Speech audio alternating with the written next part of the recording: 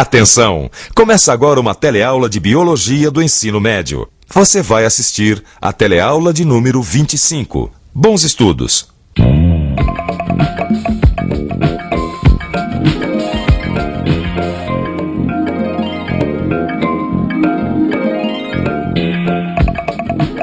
E agora as últimas notícias.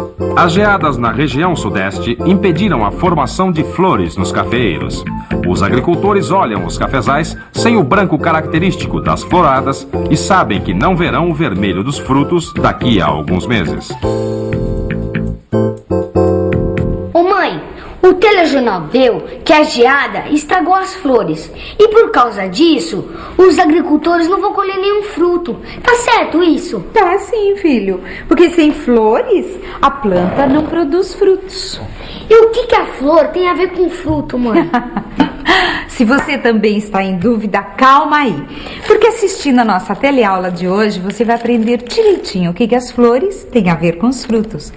Mas tem mais. Você vai conhecer os órgãos reprodutores das plantas, vai aprender o que é polinização e fecundação, estudar 2 tipos de frutos e também conhecer alguns tipos de plantas que se reproduzem de formas diferentes.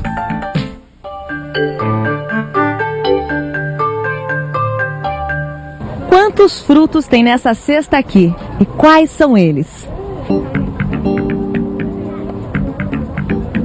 Abacate, laranja. Maracujá. Pra mim tem 3, né? Esse. Abacate, laranja e maracujá. Tudo que tem nessa cesta aqui são frutos. Você sabia disso? Acontece que em biologia, fruto não é o que normalmente nós chamamos de fruta. Fruta é a estrutura gerada pelos vegetais floríferos. É o local onde estão as sementes. Os frutos resultam do desenvolvimento do ovário das flores. Para entender isso melhor, preste atenção nessa teleaula. Nós vamos estudar a vida sexual das plantas. Vamos começar pelos órgãos reprodutores, que estão todos numa flor como esta aqui. É que normalmente nos vegetais, os órgãos femininos e masculinos estão localizados na mesma flor. O órgão reprodutor feminino, chamado gineceu, é composto pelo estigma e pelo ovário, onde se desenvolve o óvulo. O óvulo, quando fecundado, se transforma em semente. No órgão reprodutor masculino, chamado androceu, são produzidos os grãos de pólen. Quando o núcleo reprodutivo do pólen de uma flor encontra o óvulo de uma outra flor da mesma espécie, ocorre a fecundação. Só que para os grãos de pólen de uma flor encontrarem o óvulo de outra flor, ou melhor, para acontecer a fecundação, tem que ocorrer antes a polinização, isto é, os grãos de pólen aqui, eles precisam ser transportados de uma flor para outra. Quem faz esse transporte são os agentes polinizadores: vento, água, os insetos, passarinhos, morcegos.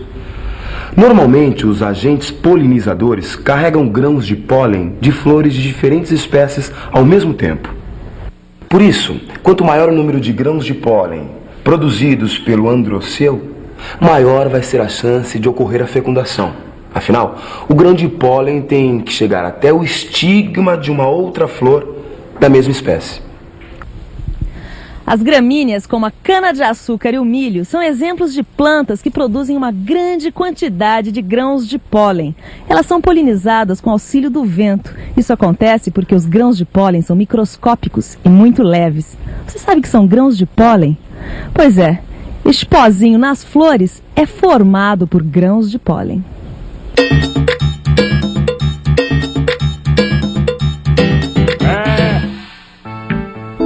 No ambiente, o excesso de pólen, principalmente de gramíneas, pode provocar reações alérgicas em muitas pessoas. É a febre do feno, que causa inflamação dos olhos, do trato respiratório superior, espirros, febre e até asma. Ô, mãe, o que vai ter pro almoço? Arroz, feijão, bife, salada e de sobremesa, creme de abacate. Ô mãe, o abacate é um fruto que veio de uma flor que foi polinizada. E o feijão? Ele é um fruto? Fruto? Não, filho, feijão é semente. Como que é isso, mãe?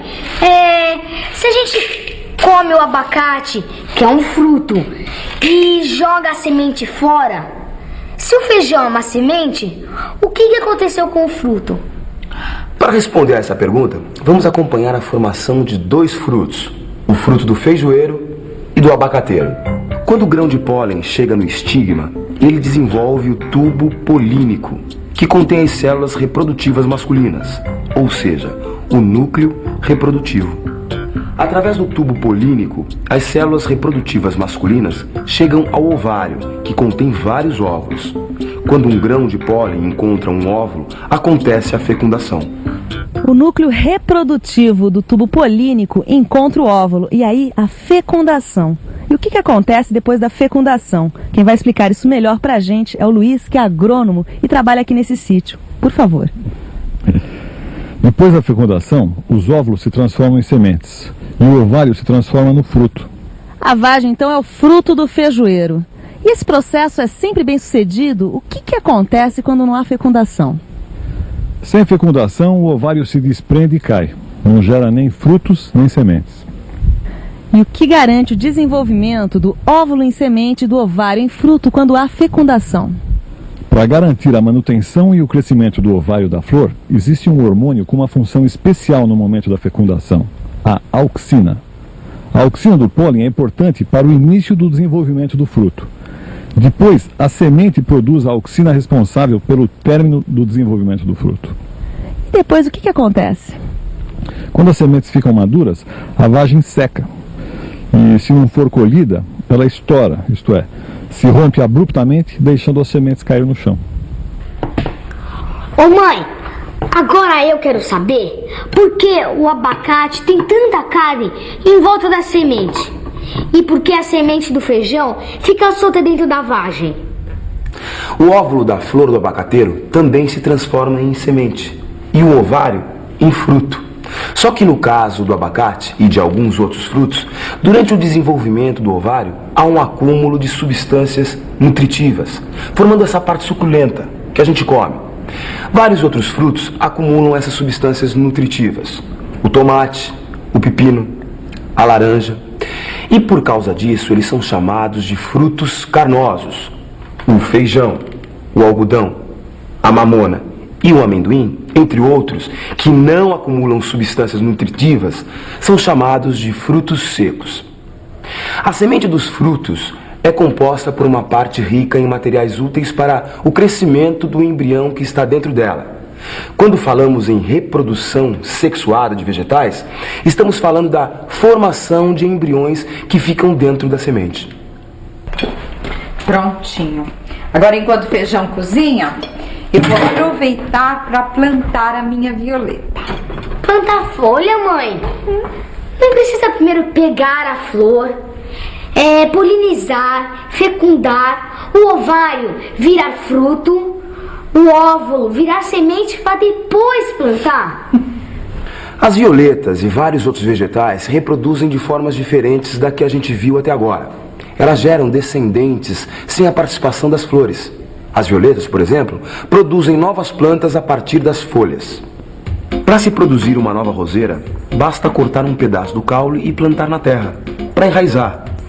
Essa forma de gerar novas plantas a partir de estacas se chama estaquia.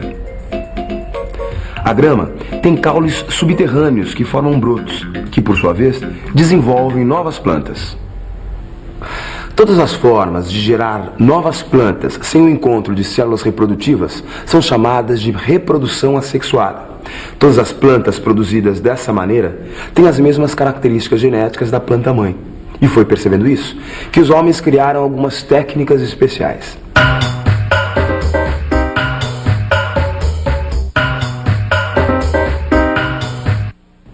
O seu Ariovaldo está muito orgulhoso da sua plantação e também não é para menos. Ele é muito cuidadoso e só planta novos pés de poncã através de uma técnica chamada enxertia.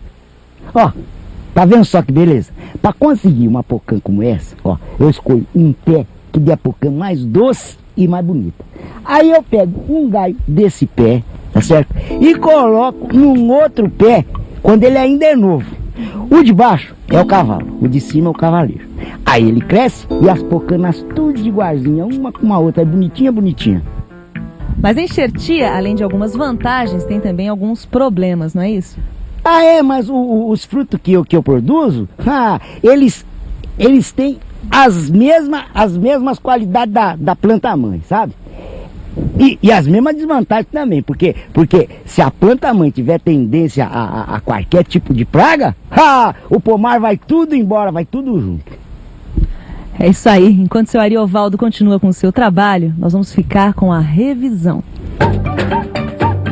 E atenção, se liga aí que é hora da revisão.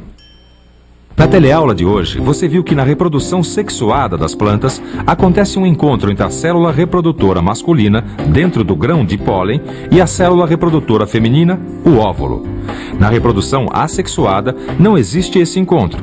As flores possuem órgãos masculinos e femininos. O órgão feminino, ou gineceu, é formado pelo estigma e pelo ovário, e produz óvulos. O órgão masculino é o androceu e produz grãos de pólen, no qual está a célula reprodutiva masculina. Quando uma flor é polinizada por outra da mesma espécie, ocorre a fecundação. Após a fecundação, o ovário da flor forma o fruto e o óvulo forma a semente. Dentro da semente está o embrião. A semente é composta por uma parte rica em materiais úteis para o crescimento do embrião.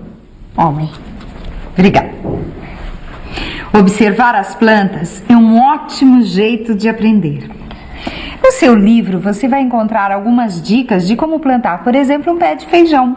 Se você acompanhar o crescimento de um pé de feijão, vai ficar sabendo muito mais sobre sementes, flores e frutos. Bons estudos e até a próxima. Tchau.